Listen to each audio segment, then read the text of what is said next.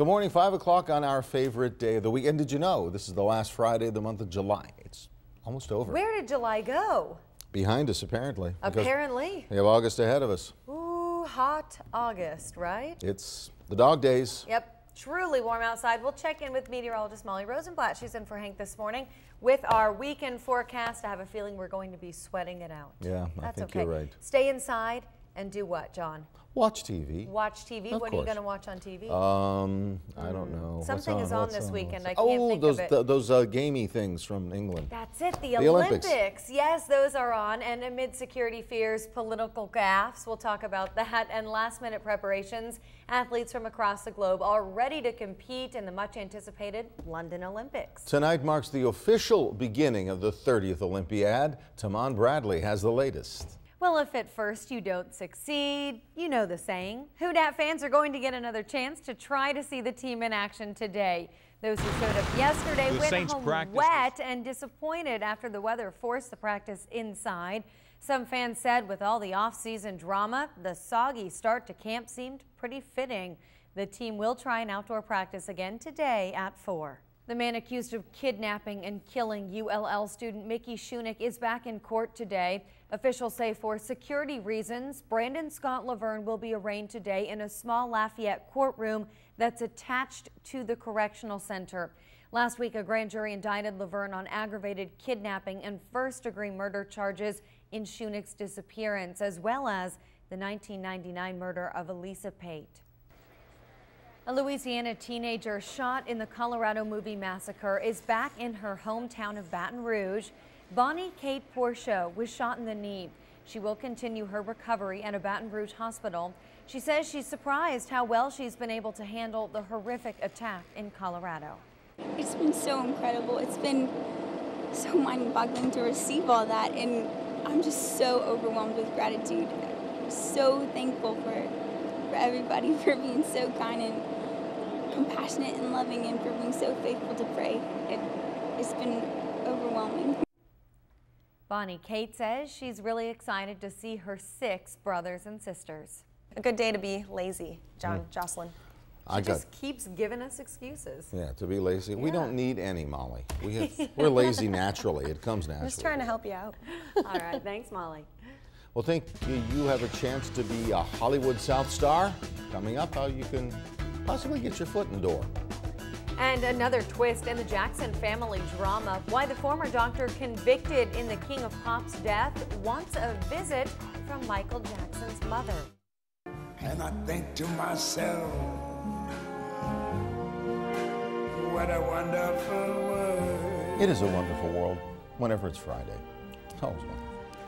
Wonderfully humid world, as a matter of fact. I walked out my door this morning, got slapped in the face with the humidity. Whap! Were you mugged? I was mugged by the mugginess. Mugged by the muggies. It is very humid outside. And you know what, John? I think it's a wonderful world, not just on Fridays, but every day. But especially on Fridays. Especially on Fridays. Give me that, will you? Fine. 5:13 is the time. Katherine Jackson, the mother of late singer Michael Jackson, has received a very odd invitation. Conrad Murray, the doctor convicted in the late pop star's death, has invited her to visit him in jail. He says he wants to answer any questions she may have. Murray says since she is the mother of, quote, a very dear departed friend, he wanted to put her at peace. A representative for the Jackson family says it's doubtful she would accept the offer. Murray is serving time in jail after being convicted of involuntary manslaughter. How would you like to be a star? Well, one way to start might be as an extra. And that's so easy to do here. Why? We are known as Hollywood South. And you know what? These production folks need a lot of people to fill the screen, and you could be one of them. Ann Cutler takes you inside a casting call in today's News with a Twist encore. That's a lot of cash. Yeah. For a list of the major casting companies in our area, just visit WGNO.com. And to see more of Ann's work, you can check out News with a Twist, weekdays 5 and 6 right here on WGNO. All right, John, so I'm going to ask you, have you been in a movie shot in New Orleans? No, I have not. You have not? I know you have. I know you have. Yes, I have. Yes, you have. Well, why'd you go, You had to think about it? I was trying to think. You know what? I am still What's the name of the movie? Trying to think of the name. It completely escapes me. You played, it was a tough stretch, your role, wasn't it? It was tough. Man, I played a newscaster. Yeah. And it was hard. But I cannot think of the name. It must have been a blockbuster. You know what? It wasn't bad. It actually did show in theaters, but not for a while. I don't think I 2 days saw and they that, yanked or, him. Have you ever appeared in a film? I did. Very, very, very briefly. I think I said about one word. You still, you know, you had a speaking right. part. Yeah.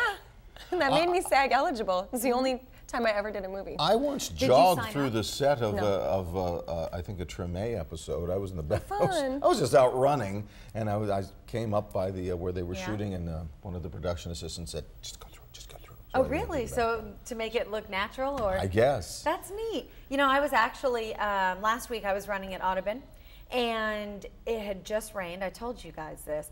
It poured, so the park was absolutely dead. Not a soul around, and I'm running, my husband's on his bike, and all of a sudden we come across a massive, major Hollywood production right there in the middle of the park. And it was really neat. They were all in period time. They had on top hats and on horses, and they'd built kind of a gazebo type I saw that, and I was wondering thing, what and that it was said for. like Cotton Springs or Yeah. something, and there were so many people. Well, it was a decent sized area, so they stopped us and we waited and they let us go through. So of course you're curious. Thank you, Elizabeth. The name of the movie that I was in is The Chaperone. Carly, our floor director, thank you. I could not, it just escaped me. Okay, so anyway, we're running through the film, and so I'm trying to go real slow, right, to see what's going on. Scope it out. You know, I'm looking. Well, apparently we held the whole thing up because we That's get like awesome. halfway through and I see this lady and she's like waving us on. But, And you're like yeah, slow motion running. I was just like, oh. You weren't I'm really dressed out in of your shape. Elizabethan style I was running not. outfit, I and was that's not, so they probably did the not problem. want me That's in the kind of shot. neat. You know, that's funny. I was wondering about that gazebo because I was running. Of course, there was no filming, but I remember seeing that thinking, And it said Cotton Springs or Yes. something across the top. I wonder what film it is, but Yeah. it'll be neat. By the way, the cast of Dancing with the Stars, Yes. the All-Stars version, And will now be you're on this, announced. right? Yeah, of course, that's me. That cast will be announced on Good Afternoon America, 1 p.m. today. Season 15 of Dancing with the Stars course starts in September. Cool. I wonder Who's who's that? going to be on it. Won't be me. Besides John Huffman. Yeah. You're a People fan, though? days. Yes? You know, if it were on at an earlier hour, Oh, I suppose. because I tend to, I'll try to watch a little bit, but I always fall asleep. I would make Because an of late hours, age-related joke here, but I can't because you work the morning shift, so. Yeah. I'll leave Go that ahead. one alone, Go John. on. Go ahead. Make your age-related joke. Go ahead. All right, guys. I'm just going to go ahead and wrap that up. All Thanks, right, Molly, Molly. thank you. We do have breaking news for you, and it comes from my neighborhood and New Orleans icon. The Hubigs Pie Factory on Dauphine Street in the Marigny is on fire A at the moment. 4-alarm fire, as a matter of fact. Firefighters are on the scene. We do have a crew on the way. We're going to have much more on this as this story develops this morning, but we're just getting word here. 4-alarm fire at the Hubigs Pie Factory on Dauphine. Wow. Well, did an Olympic overload shut down Twitter? Why, the company says you may have missed some tweets yesterday. All right, 5:27 now. We continue to follow breaking news here in the WGNO newsroom this morning. We want to take a shot from our tower camera. Now, it is dark outside, but you can still see that huge plume of dark smoke. This is a 4-alarm fire at the Hubigs Pie Factory that is on Dauphine Street in the Marigny. Of course, a historic building there in the Marigny. We have confirmed with NOFD this is a 4-alarm fire at the Hubigs Pie Factory. That's all we know this morning. We do have a crew on the way. Our photographer Daniel Gibbs is on the way. John Huffman just left the set. So we will bring you a live shot from the scene here coming up on Good Morning New Orleans. Stay with us for continuing coverage. Well, Twitter and Facebook stumble, but Google previews the future. With this morning's tech news, here's ABC's Paula Ferris. Drivers hit the street in Ford's first car, and Lance Armstrong enters the Tour de France. We'll take a look at this week in history coming up.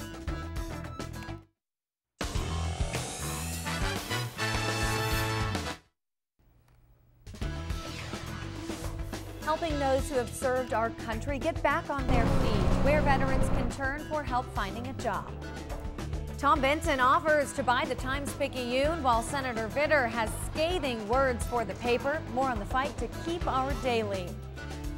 And Chick-fil-A cannot keep its name out of the gay marriage debate, why both sides are taking a stand using the chicken giant as an example.